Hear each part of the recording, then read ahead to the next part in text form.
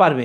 এখন আমরা অনেক বক্তব্য বিভিন্ন দরবার, খালি আমার দরবার না, বিভিন্ন বক্তব্য দরবার আমরা শুধু নামে মুরিদ হইছি, নামে মুরিদ হইছি, এটাও মহব্বত। আমরা অস্বীকার, এটা মহব্বত, এটা ভালোবাসা, কিন্তু সে কামিয়াবি নেই, তার পরিবর্তন নাই, তার উন্নতি নেই। তো বেচারা মাঝে মাঝে ইমানও হারা হয়ে যায়। ইমান বলতে কি, তার মধ্যে আরেকজনের কাছে শুনছে অমুক তো রসুলের লোকে দিদার করছে, অমুক তো এই কাজ হয়ে গেছে, অমুক তো এটা হয়ে গেছে, এখন সে নিজের মধ্যে শুদ্ধ করে দেয়, আমি তো কিছুই পেলাম না। এখন এখন আমি ওর মধ্যে হয়তো তার মধ্যে যে তার ভিতর এবং বাইর দুইটা মিলে সে মহব্বত ওরকম বাড়ি গেছে তার, এই জন্য তার মধ্যে ওই সিফাতগুলো প্রকাশ পেতেছে। আর আমার মধ্যে সেটা নাই গতিকে, এটা সে কমতা স্বীকার করতে রাজি না।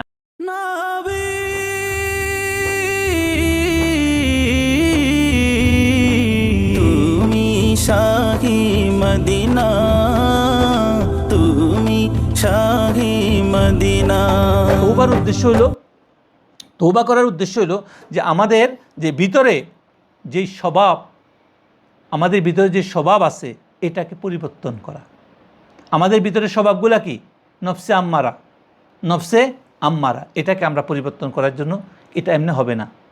কিছু কিছু কাজ আছে আপনি 1000 বার চেষ্টা করলেও হবে না। জায়গা পরিবর্তন করতে হয়, পরিবেশ পরিবর্তন করতে হয়। যেমন আপনার পায়খানার গন্ধ আসতেছে, ওখানে পার্মানেন্ট পায়খানার লাইন যেতেছে, মানে ড্রেন যেতেছে, কথা বলতেছে। এখন আপনি ওখানে যদি থাকে, ওটা রাষ্ট্রীয়ভাবে লিগাল আছে, ওখান থেকে লাইন দিতে যাইতেছে, নদীতে পড়বো।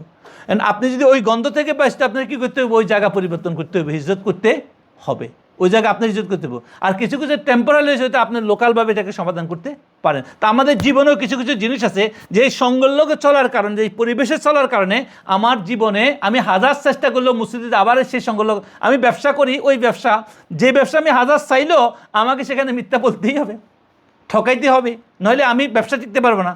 তো হয়তো আমার ব্যবসা থেকে হিজরত করতে হইব, অন্য জায়গায় যাইতে হইব, আর না হইলে আমাকে এটা পুরো ছাড়িয়ে দিতে হবে।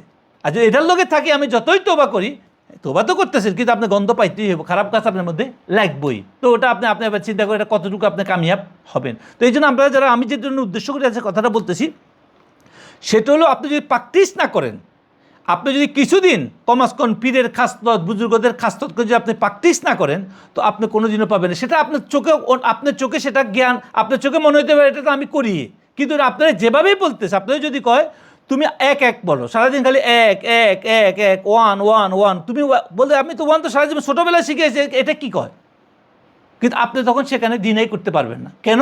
কারণ আপনাকে সে তার মতো করেই তৈরি করতে চাইতেছে জায়গা পৌঁছানোর জন্য।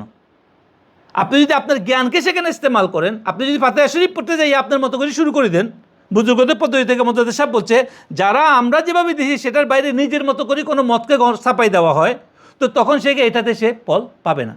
সেখানে সে ইমাম আবু হানিফা রহমতুল্লাহের মতকে সে যদি গ্রহণ করতে চায়, করক, কিন্তু মুজাদ্দিদ সাহেব বলছে সে কেন এটার রেজাল্ট পাবে না? এই জন্যই পাবে না, ইমাম আবু হানিফা এটার মধ্যে যে হ্যাকমত বুঝেই গেছে, এ এখনও বোঝার যোগ্যতা তার মধ্যে আসে নাই।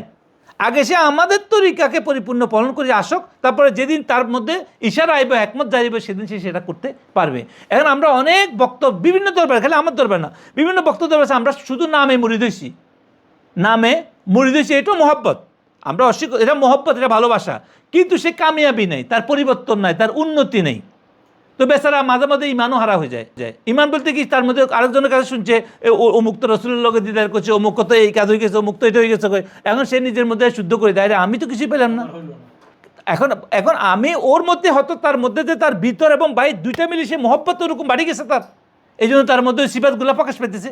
আর আমার মধ্যে সেটা নাই গতিকে, এটা সে কমতা স্বীকার করতে রাজি না।